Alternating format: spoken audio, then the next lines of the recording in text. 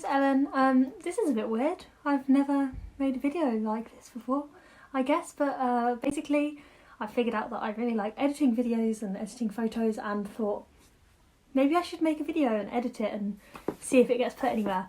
Which maybe it will, maybe it won't, who knows, but yeah, if anyone knows me and thinks you're being a bit weird making a video, just I was bored. It's currently Easter Sunday 2020 and I'm assuming everyone knows this, but you know, there's not much else to be doing at the moment as we're all stuck inside because of quarantine, which is fun. But yeah, why not? I thought this is something I've kind of always wanted to try and do, so I'm going to give it a go. And basically, as you'll probably see from the title, this video is all about how I planned my first solo trip, which was in summer last year, and yeah, I hope you enjoy it. Okay, so I thought I'd just get right into it about what I did last year. Hopefully I would have figured out how to insert a few photos, but basically last year I went away for about 5.5 weeks completely by myself, which was really random and supposedly a very un-me thing to do at the time. It's definitely not now.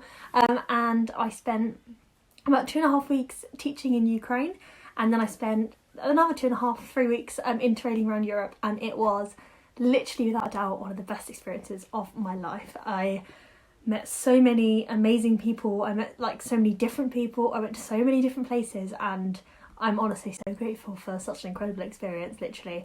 I know people say everywhere they've been it was the best experience ever, it's the best thing I ever did, but genuinely, until you go away and just are living in that moment, you can't really understand and appreciate it. So basically I'm hoping some of this video will encourage you to think about travelling, even though right now travelling isn't an option.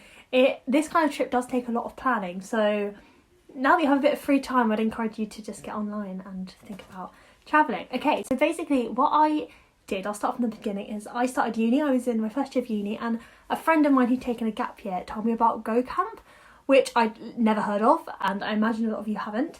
And basically what it is an opportunity to go to Ukraine, which is a country I'd never thought of going to be honest.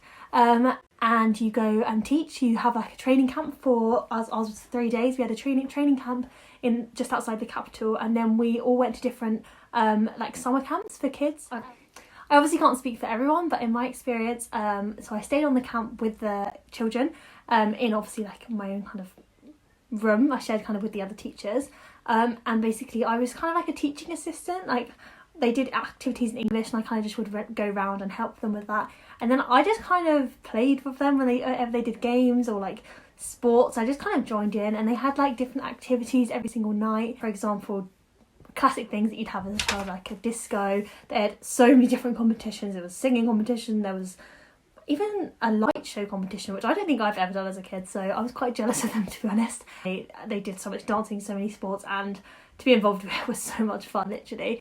Their levels of English were so varied. Some of them were really good and some of them could barely speak a word.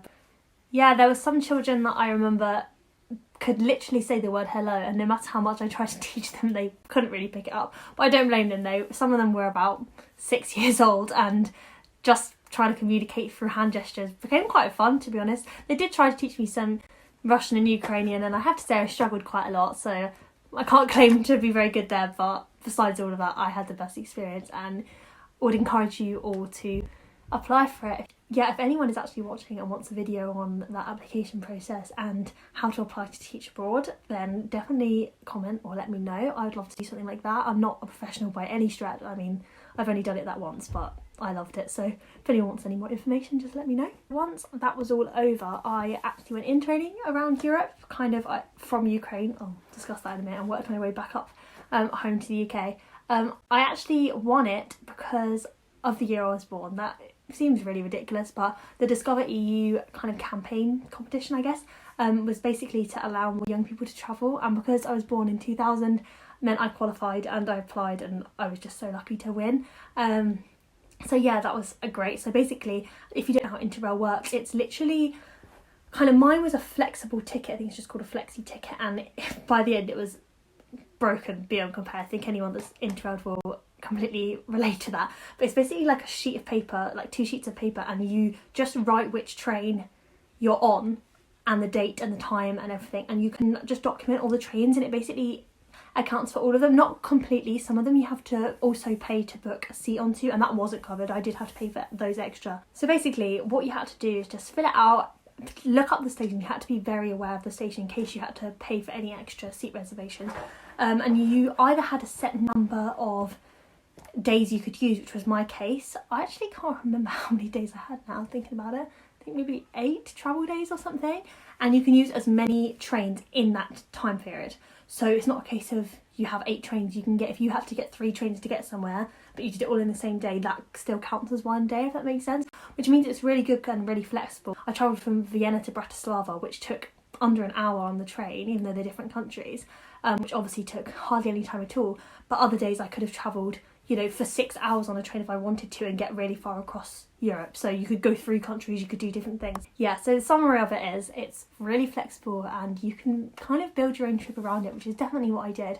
So from Ukraine, I actually had a bit of a mare because I was planning to buy a train ticket out of my own money, not accounted for by the Interrail pass, straight to Budapest. And then when it got there, I couldn't buy it. And then by the time I could, it gone basically.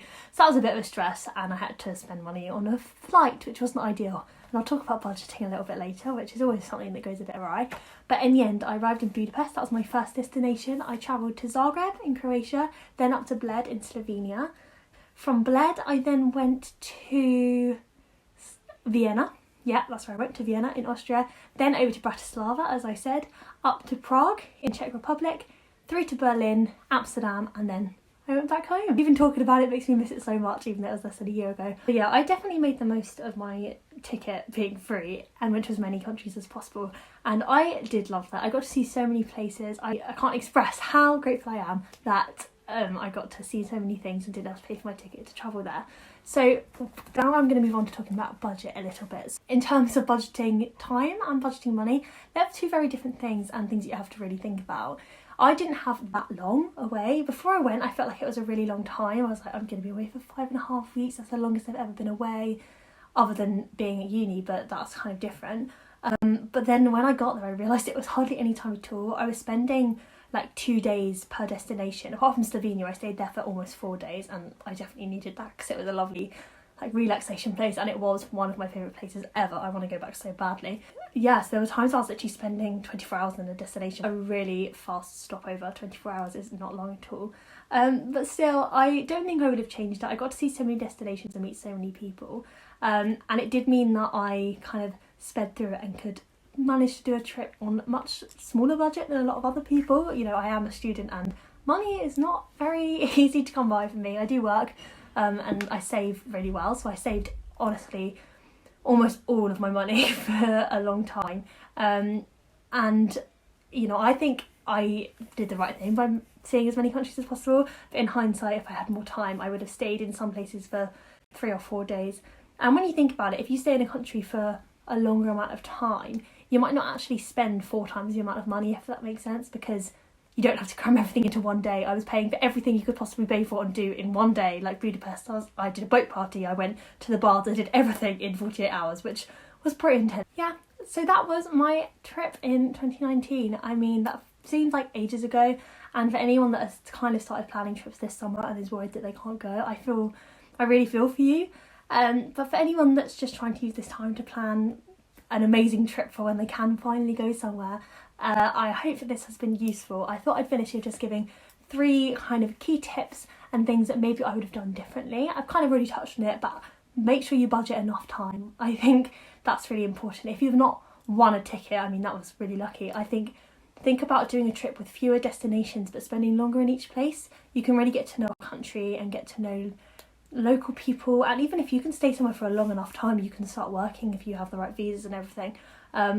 So it actually might not end up too expensive in total. You might not have to save as much. So yeah, that's my first tip. My second tip is think about why you want to go somewhere. Really think about what it has that you want to do and do it. There's nothing worse than turning up to a country, not really knowing what you want to do, why you're there, and kind of leaving feeling a bit unsatisfied. I think I kind of got that with Vienna in the end. 1, because it was chucking it down with rain, and 2, because I didn't really know what I was there for, what I wanted to do. It wasn't like Slovenia where I knew I wanted to enjoy the scenery and go on walks. It wasn't like Budapest where I knew I wanted to like see certain historical things. I just didn't really know. So in hindsight, I would have definitely researched that a little bit better and planned my time. And my third point is choose where you want to go really wisely. You have to choose places that you can do in your time frame. So one thing I was glad I didn't do is I didn't actually visit Poland, and that's not for not wanting to, it's just that I think I could dedicate an entire, you know, month-long at least trip to exploring Poland, and if I'd have stopped over in 2 days, I think I would have felt like it was a bit of a waste. So definitely think about that. So yeah, I hope you've enjoyed this video. I know it's a bit random and I haven't given any direct tips or anything, but I'll leave any links into the description box below of things that I found useful. For example, the Go Camp, or Go Global it's sometimes called, so don't get confused by that, and the Interrail website. I can talk through that a bit more in another video if you like, because it can get a bit confusing about which pass you should go for and things like that.